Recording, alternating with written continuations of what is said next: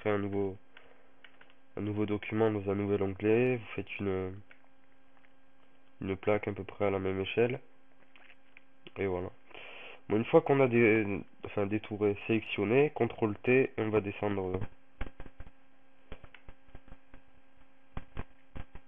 On va essayer de faire ça proprement.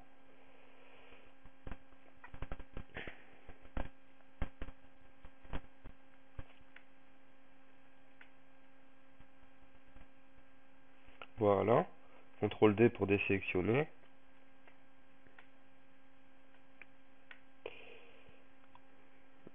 Bon, ça m'a l'air pas mal.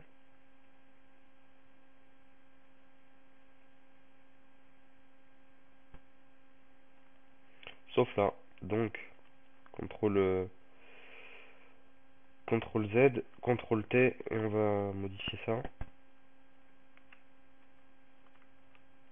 Alors, la fameuse touche CTRL que je vous disais, qui permet de déformer la sélection.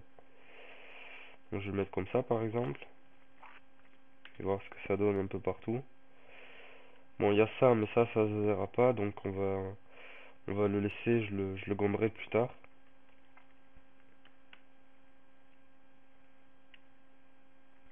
Voilà. Bon, alors on voit que ça c'est moche et c'est pas très joli. Enfin, moche c'est pas très joli, c'est pareil, mais bon. Alors on va essayer de sélectionner ce qui est transparent avec, l'outil baguette magique.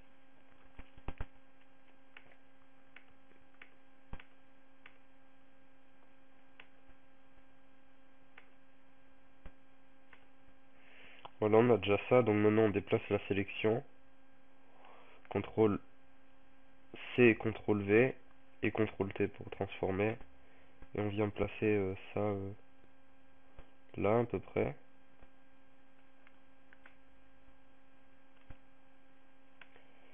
On essaie, hein, donc voilà, maintenant on prend l'outil tampon.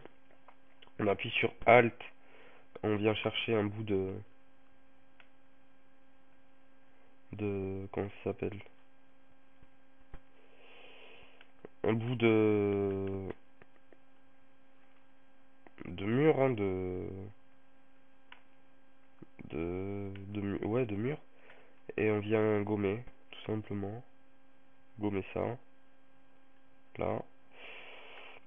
On fait pareil avec le sol.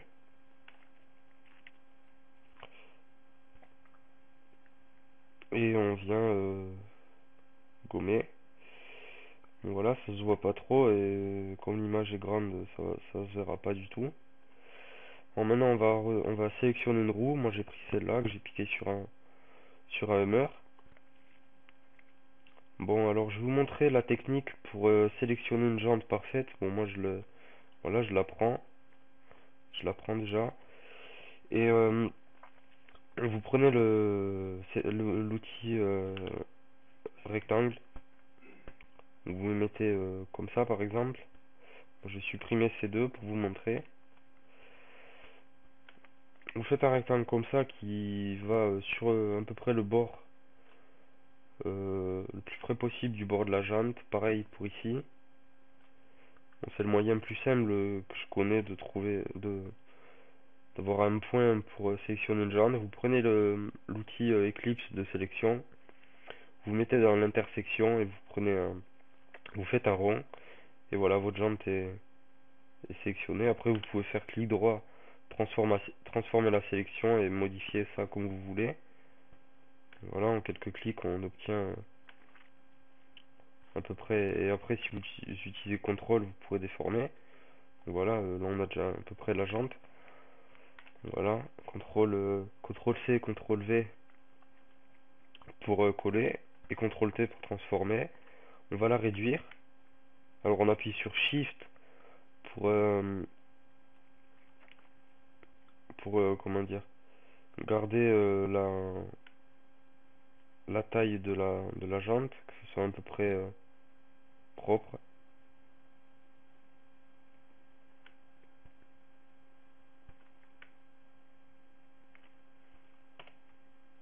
Voilà, bon là on a déjà placé une jante. Bon, c'est pas très beau parce que je le fais à l'arrache, mais le principe est celui-là, hein. Et n'oubliez pas, surtout n'oubliez pas la touche contrôle qui permet de déformer. Après, vous pourrez changer la couleur, tout ça. Après, ça, c'est à vous de voir. Donc, contrôle, hein, et il faut jouer avec les perspectives. Après plusieurs essais, vous verrez que je pense que vous arriverez à comprendre la perspective, comment elle marche et les points de... excusez-moi, une petite seconde. Juste une seconde. Voilà. Donc, excusez-moi, c'est moi. Alors, euh, voilà, une fois que vous aurez fait quelques tests, hein, vous aurez trouvé comment ça marche, la perspective, tout ça. Donc voilà, là c'est pas mal. Entrée pour valider. On va dézoomer et voir ce que ça donne. Alors, bon, on peut voir que le rendu il est déjà pas mal, hein, pour ce qu'on a fait. On n'a pas fait grand chose. Il s'est écoulé même pas 20 minutes. Voilà, 20 minutes. Euh, voilà, alors maintenant je vais vous montrer. J'ai gommé le signe BMW. Voilà. Donc on va chercher tout simplement l'outil pièce. On vient faire le tour et on s'assure d'être sur l'arrière-plan et on vient chercher un autre bout de, de capot. Alors un truc qui est bien avec cet outil, Photoshop, il change la matière en gardant la même luminosité, c'est-à-dire les mêmes propriétés de luminosité, donc vous pourrez changer facilement sans avoir trop de problèmes. Bon, on va virer tout ce qui est superflu, les trucs d'essuie-glace là, qui projettent le liquide à essuie-glace, donc on va essayer de les gommer. On va essayer d'enlever ça là, le trait de reflet. Voilà. Là on voit que c'est pas très... Voilà. On va faire pareil avec celui-là. Et voilà. Alors pour cet outil, c'est important d'avoir Photoshop C5. Sinon, les anciennes versions ne l'ont pas. Donc voilà, voilà, c'est pareil ici, hein, c'est le même principe. Voilà, les barrettes, on va les laisser. Je vais essayer de supprimer ça, le truc à essence, pour le remplacer par un en inox, enfin en métal, hein.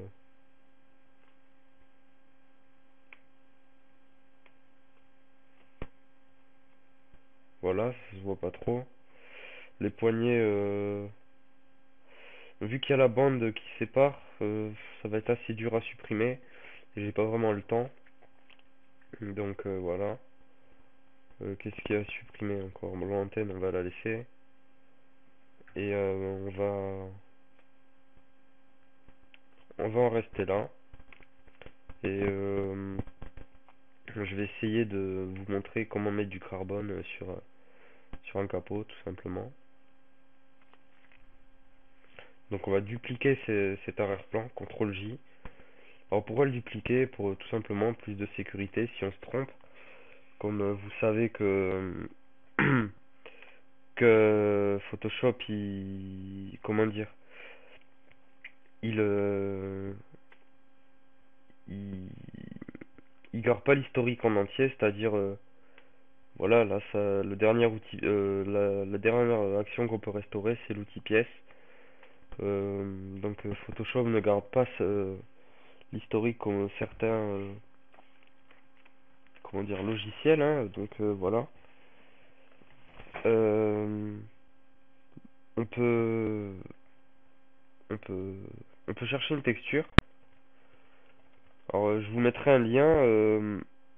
Si si vous voulez la texture, juste la texture que j'ai utilisée, vous m'envoyez un petit message ou vous laissez un commentaire, je vous dirai ça. Mais sinon, je mettrai le lien d'un pack. C'est un pack perso que j'ai fait. C'est dedans, tout simplement. C'est le pack complet Virtual Tuning. Donc il y a des textures, des voitures, des pièces de voitures, des motos, bon, des projets commencés pour vous montrer quelques idées. Et surtout des images perso, c'est-à-dire assez bonne qualité. Voilà, tout ça c'est mes images perso. Donc plus quelques voitures sur Google très utiles, que facile à tuner. Et la voiture à ma mère, mais bon voilà, on s'en fout quoi. Donc voilà. On va chercher une texture carbone, hein, ouais, en carbone, donc on va voir ce qu'on a. Bon, c'est pas du carbone, c'est du métal. Je vais essayer avec ça. J'avais du carbone, mais je sais pas où il est, donc on fait ouvrir avec Photoshop. Excusez-moi, encore une petite seconde. Je reviens de suite. Je fous le chat dehors parce qu'il m'énerve. Il est où ce chat? Putain, il est chiant.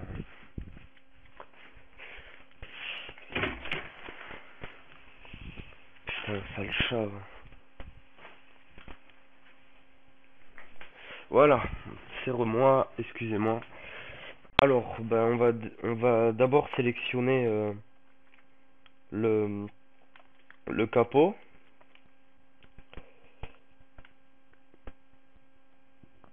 Donc voilà, donc on prend l'assaut polygonal et on essaie de faire ça proprement. Bon, je vais faire un zoom parce que sinon je vais pas réussir. Enfin, c'est pas que je vais pas réussir, ça va faire pas très pro, on va dire, hein, puisque le but c'est apprendre comment faire du virtual tuning.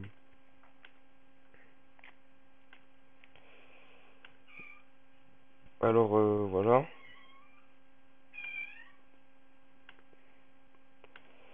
Donc on va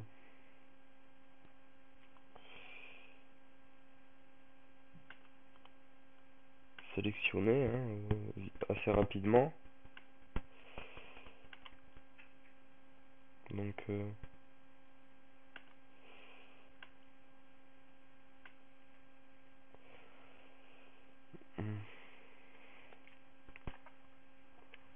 on sélectionne assez rapidement hein, le capot.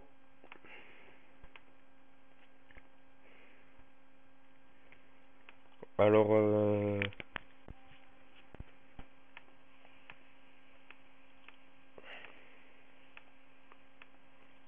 faut essayer d'être le plus précis et le plus rond possible. Bon là on voit que je me suis trompé mais bon c'est pas grave. Comme on a fait une copie du calque on pourra gommer. Donc voilà.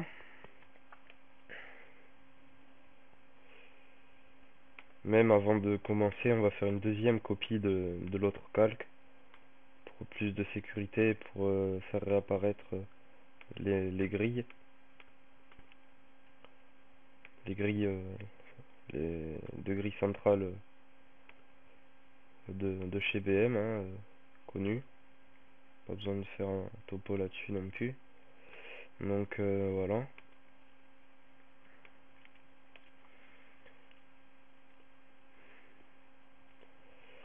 Bon après on va voir ce que ça donne et si ça donne pas on va chercher une texture carbone sur Google. Alors voilà, on fait ça vite fait hein.